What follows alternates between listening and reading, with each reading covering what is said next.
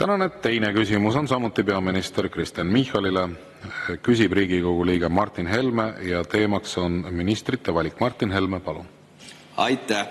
No kuulsin ka juttu, et meil on uus valitsus, aga tegelikult on jutt ikka sama. Et tegelikult ju Urmas küsis, et kellele räägiti sellest Lehtme asjast ja siis tuli vastus, et prokuratuur uurib. Et see ei olnud küsimus, kas prokuratuur uurib. Me teame, et prokuratuur uurib ja kuhugi välja ei jõua. Täpselt samamoodi küsis praegu just Mart Maastik, et kuidas see kliima ja keskkonna asi suhestub, sa räägid prügi maha panemisest. No prügi maha panemine ongi keskkonna teema, mitte kliima teema, aga okei. Ja siis ma kuulan, kuidas Reformierakonna valitsus, kus oli Reformierakonna peaminister, Reformierakonna rahandusminister, Reformierakonna liikmest rahanduskomisjoni esimees kehtestasid meile siin ettevõtte tulumaksu, kehtestasid meile tulumaksu esimesest eurost ja nüüd tuli kangelaslik Reformierakonna valitsus, kus on Reformierakonna peaminister, Reformierakonna rahandusminister, Reformierakonna rahanduskomisjoni esimees ja kangelaslikult võtavad meilt selle maksukese ära esimesest eurost ja selle ettevõtte tulumaksu ka ja kõigile jääb raha rohkem kätte ja kõik paadid tõusevad tõusuvees. Aga see lihtsalt see uputus, mille te olete teinud teiste maksudega, sellest me ei räägi. Nii et ei ole uus valitsus, täpselt sama vana valitsus ja seda me näeme ka ministrite valikust, et eelmises valitsuses, see ei ole Kaja Kallase süü, see on juba Kristen Michali valitsus, oli meil üks selline Kremli jutupunkte vestev pronkssõdurit armastav tegelinski nimega Svet, keeras lennundustuksi ja mida kõike veel. See ei häirinud Reformierakonda, keegi ei tundnud huvi tema seisukohtade vastu, tema meelsuse kohta. Nüüd olete te tõstnud valitsusse inimese, kes käis nullindate alguses, läks Moskvasse Lomonossovi nimelisse kooli õppima kommunikatsiooni ja väidab, et sellepärast läks sinna, et Moskvas oli, Putin oli sel ajal teistsugune inimene, mis siis, et Putin oli selleks ajaks juba president ja alustanud siis seda Tšetšeenia teist sõda ja kortermajade plahvatused ja kõik veel. Et kas teil nagu kunagi üldse mingisugune piir tuleb ette, et milliseid inimesi ikkagi valitsusse mitte lubada ja ma küsiks ka seda, et miks te ei kasuta oma peaministri diskretsiooni öelda siiski koalitsioonipartneritele, et mõned inimesed valitsusse ei kõlba? Jaa, aitäh. Siin oli päris jälle mitu küsimust.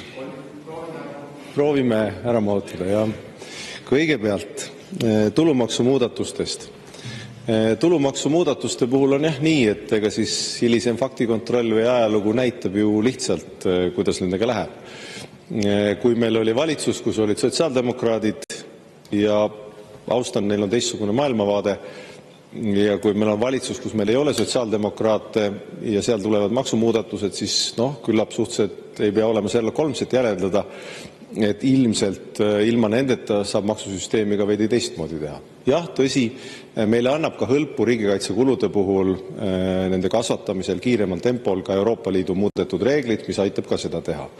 Aga kaotame ettevõtte kasumimaksu ja minu jaoks on see ikkagi päris nagu oluline põhimõtteline küsimus, sest vaadake, kui Eesti ettevõtluse maksustamine on olnud aastaid maailma parim ja eesmärk iseenesest ei ole üksitu olla maailma parim, aga see on üks investeerimise argument, miks väiksesse kaugesse riiki inimesed tuleksid investeerima ja eriti sellisel ajal, kui maailm on ebakindel koht. Ja kui me tahame, et siia tuldaks investeerima, siis hea maksusüsteemi hoidmine on selle osa, et me saaksime kõik jõukamaks, siia tuleks ettevõtteid, Eesti ettevõtjad investeeriks. Nii et selle kaotamisel, nagu ütlesin, loodan märksa suuremat tuge kui koalitsioonifraktsioonid, kõik ei toeta, osa vast ikka toetab. Eraisikute tulumaksusüsteemi puhul esimesest eurost maksustamine, sellegi kaotame ja see jätab inimestele rohkem raha kätte, eriti just neile, kelle sissetulek on väiksem, sest esimesest eurost tulumaks oleks siiski puudutanud rohkem just väiksema sissetulekuga inimesi ja muuhulgas ka näiteks pensionäre. See tähendab seda, et neile jääb rohkem raha kätte, samamoodi juba seadustatud ja aeg-ajalt, ma tean, siin saalis ka kahtluse alla pandud või soovitud muuta tulumaksuküüru kaotamine ehk tulumaksuvaba miinimumi tõus, seegi jätab inimestele rohkem raha kätte ja eriti just neile, kelle teenistus on veidi väiksem. Nii et seetõttu ma arvan, et need maksumuudatused, meeldib see teile või ei meeldi, aga eelmine valitsus ja see valitsus, mis nüüd alustab, kindlasti saavad olema erinevad. Ja kaitsekulud tõusevad, kindlasti võtame ka laenu, seda me oleme öelnud, kõik need tegevused on töös ja nendega nähakse juba vaeva. Ja kui te küsite valitsusse ministrite saamisel, siis kõikide ministrite puhul tehakse vajalikud taustakontrollid tehakse vajadusel ka ennetavaid taustakontrolle. Ja Igor Taro puhul, jah, ma saan aru, et te otsite välja mõnda lauset tema väljaütlemistest, aga ma siiski juhiks tähelepanu, et nagu ka ajakirjanikud, tema kolleegid on kirjeldanud, on tegemist inimesega, kes on pikalt ja põhjalikult valgustanud Putini kuritegusid Ukrainas, kes on kirjeldanud seda, mida Venemaa korda seal saadab, kes on käinud Ukrainas tegelikult kaasa elamas. Nii et ma ise arvan, et te olete muidugi üdine eksiteel sellise isiku mustamisega, inimese mustamisega, ja kui te küsite, kus piir ette tuleb, siis ma kardan, et see piir ette võib tulla näiteks EKRE maailmavaate juures valitsusse saamisel. Aitäh! Suur tänu. Martin Helme, teil on täpsustav küsimus, palun. Ei puutu EKRE asjasse. Me ei ole koos valitsus olnud, ei ole koos valitsus teinud ja ilmselt ei tee ka. Aga Taro minu meelest on lihtsalt täiesti ongi, ja see ei ole isiku mustamine, vaid me vaatame ikkagi inimese elulugu, vaatame inimese sõnavõtte, vaatame tema tausta ja inimene läheb mitte nõukogude ajal, kui maailm oli kinni ja kus ainus suurlinn, mida vaadata sai, oligi Leningrad või Moskva, vaid läheb ikkagi juba taasiseseisvunud Eestis, läheb rõõmsalt Moskvasse õppima, jääb sinna mõnusasti tööle pikaks ajaks, kiidab seda, kuidas Putin oli sel ajal teine tore inimene ja me võime ju alati spekuleerida, et võib-olla ta siis läks sinna mõne julgeolekuasutuse ülesandel tegema seda tööd ja siis oligi seal ja nüüd siis on suunatud Siseministeeriumit valitsema. Aga mul on küll küsimus, et nii nagu Sveti puhul, ta ei ole eestimeelne inimene, eks ole. Kodune keel on vene keel, abikaasa on venelane, räägib mingisugust hästi naljakat rahvuslaste vastast juttu, et tegelikult ei sobiks nagu Reformierakonna valitsusse, aga näed, eile sobib. Nüüd ma selle maksude kohta ütlen, et ärge nüüd muretsege, meie küll toetame maksulangetusi ja siis rääkisime sedasama juttu, mida teie siin praegu räägite siis, kui te kehtestasite seda, et kullakesed, kui te esimesest eurost teete tulumaksu, siis see võtab pensionäridelt raha käest ära. Nüüd te tulete meile rääkima, nagu te oleks avastanud Ameerika, et kui me selle maksu, mille me ise kehtestasime, nüüd ära kaotame, siis jääb inimestele esimesest eurost rohkem raha kätte. Aga te võtsite ennem ära selle ja süüdistate kedagi teist. Ei, ise tegite. Ja räägite, kuidas see on kuidagi liikumine paremuse suunas. Ei ole. Nulli tagasi liigume, mitte plussi. Nulli tagasi liigume. Ja miinuse poolel on ikka veel käibemaksutõus, tulumaksutõus, aktsiisimaksutõus, maamaksutõus, automaksu kehtestamine. Kas need kaovad ära või parempoolsel valitsusel? Ei kao ju. Ei kao ju, me kõik teame, et ei kao. Ma küsin lihtsalt sellist asja, et olukorras, kus teil on nüüd erakonnad 2 tükki kokku, on siin 18 ja 17 või 19% on toetusküsitluste järgi, erinevad küsitlused näitavad erinevaid numbreid, et kas te ise arvate, et teil on veel võimalik Eestis legitiimselt valitseda või tegelikult ikkagi tuleks Eestis korraldada erakorralised valimised? Aitäh! Erakorralised valimised, nende korraldamiseks on põhiseaduses mehhanism ette nähtud. Te teate seda sama hästi kui mina. Kui ei tea, saate järgi vaadata. Väga lihtne. Seda esiteks. Ja valimistega selliste erakorraliste valimiste mängu, ma olen näinud EKRE-t seda varem tegema, see enne kui Urmas Reinsalu selle avastas. Ja nüüd Urmas Reinsalu on ka selle avastanud, püüab siis seda sama EKRE mängu mängida. Et eks te siis peate ise vaatama, kas õpilane on nüüd õpetajast suuremaks kasvanud või siis veel mitte, et peate ise piiluma. Aga mis puudutab Igor Taro, ma siiski jääks selle juurde, et Igor Taro on Ukraina küsimustes ja ka Venemaa küsimustes väga pikalt, väga avalikult, väga selgelt oma seisukoha ära kirjeldanud. Ta on ühiskonnas hästi tuntud, ta on palju kirjutanud ja selle kriisi ajal ka paljudel olnud infoallikas, infovahendaja sellel teemal. Nii et Igor Taro meelsuses ei ole kahtlust, seda esiteks. Ja võib mainida, et Igor Taro näiteks on ka Eesti Kaitseliidu liige, nii et küllap ta ikkagi eestimeelne mees on. Seda esiteks. Ja nüüd, kui te küsite nende maksude puhul, siis nagu ma mainisin, ega kaitsekulude kasv tuleb ju kuidagi katta, et kaitsekulude kasvu ei suru meile peale hea või halb valitsus või kellegi sisetunne, vaid see, mida teeb Putin meie naabruses. Ja mind alati üllatab, aga ei peaks, aga ikkagi üllatab see, kuidas te libisite mööda justkui sellest, et Venemaa agressiivsus on kasvanud, Venemaa vallutab, tapab Ukrainas ja tegelikult ohustab Balti riike, Põhjamaid, Euroopat, kogu mõtlevat maailma. Teil justkui mööda minnes ei ole seda sõda ja justkui ei ole vaja valmistuda selleks, et Eesti püsiks ise ja olla tugev. Kui on vaja valmistuda ja siiski me mööname, et see vajadus on, siis on vaja kuidagi need kaitsekulud katta. Eesti valitsus ja see uus valitsus on teinud põhimõttelise otsuse tõsta kaitsekulutused vähemalt 5%-ni SKP-st.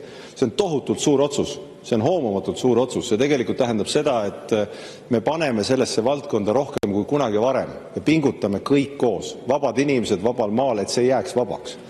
Ja see on sõnum liitlastele, meie peale loota, vaenlasele teada meid karta, et me võtame oma kaitsmist tõsiselt. Ärge seda kunagi unustage.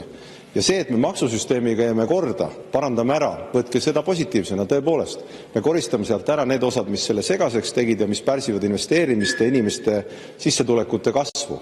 Tulumaksu vähendamine ettevõtlusele ja eraisikutele jätab inimestele rohkem raha kätte, annab ettevõtjatele võimaluse investeerida. See on hea uudis. See on kahtlemata hea uudis. Euroopa Liidu muutunud reeglid annavad meile võimaluse kaitsekulude kiiremaks kasvuks laenu võtmisega, me seda kindlasti ka teeme. Nii et meie jaoks ka reeglid on muutunud paremaks ja see annab meile paremad võimalused. Nii et muutunud oludes ma olen kindel, et need on mõistlikud otsused ja ma arvan, et neil on rohkem toetust kui üksiti ainult Reformierakonna või Eesti 200 hulgas. Ma arvan, et siin saalis ka rohkem. Aitäh! Suur tänu ja lisaküsimuse esitab kolleeg Mart Helme. Palun!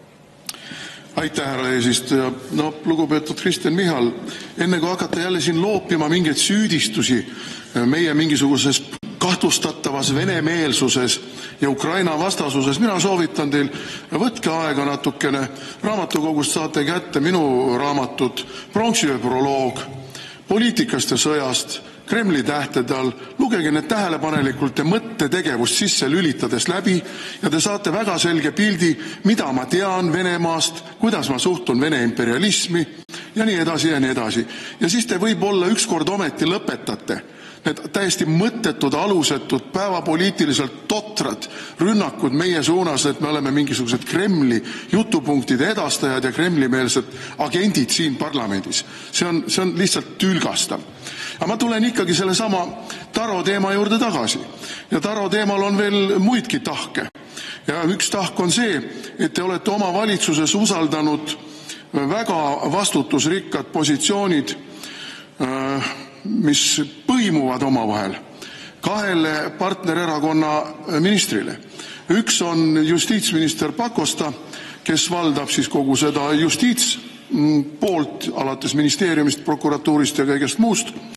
Ja teine on siis siseminister, kes peaks vastutama sisejulgeoleku eest, piiri väljaehitamise eest, piiri valvamise eest ja kõige muu eest.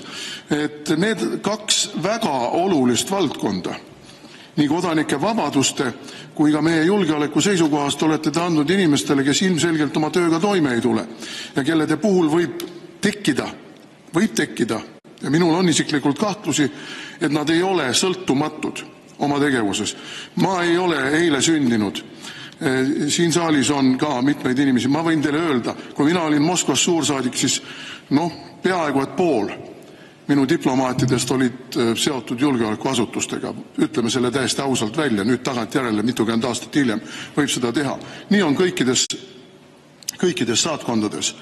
Ja teame väga hästi, mis asi on Venemaa ja kuidas Venemaa toimetab, kuidas Venemaa kasutab ära inimesi, kuidas ta neid manipuleerib, kuidas värbab ja nii edasi. Et kui inimene läheb Moskvasse õppima, ja õpib seal ajal, kui Putin laseb elumaju õhku, teist Tšetšeenia sõda peab, valmistab ette Gruusia sõda ja töötab seal rahumeeli, siis on väga lihtne. Ta on kas sinna saadetud meie agendina või on ta seal värvatud teise riigi agendiks. Aitäh, Mart Helme. Ma rohkem ei saa teile sõna anda. Palun kõigepealt stopp.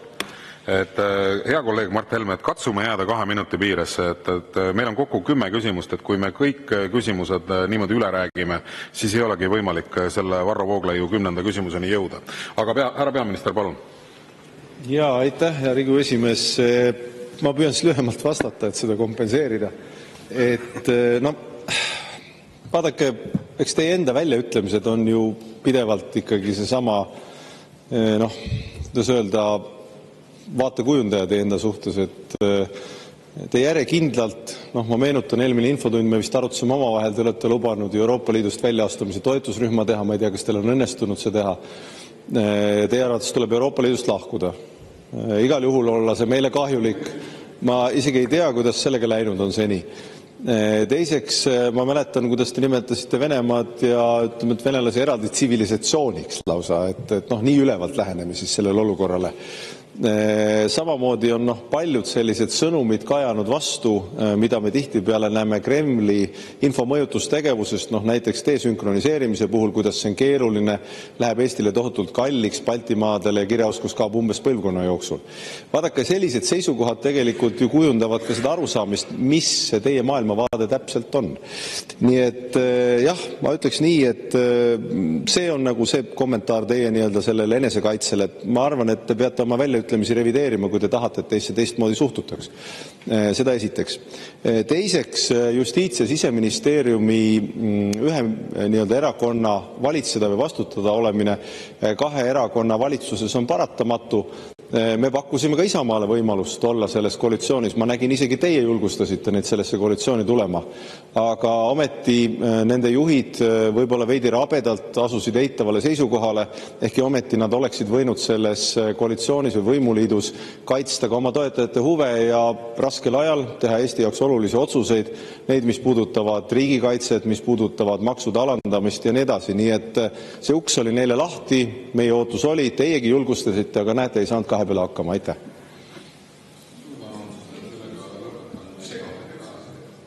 Suur tänu. Sellega lõpetan meie tänase teise küsimuse käsitlemise.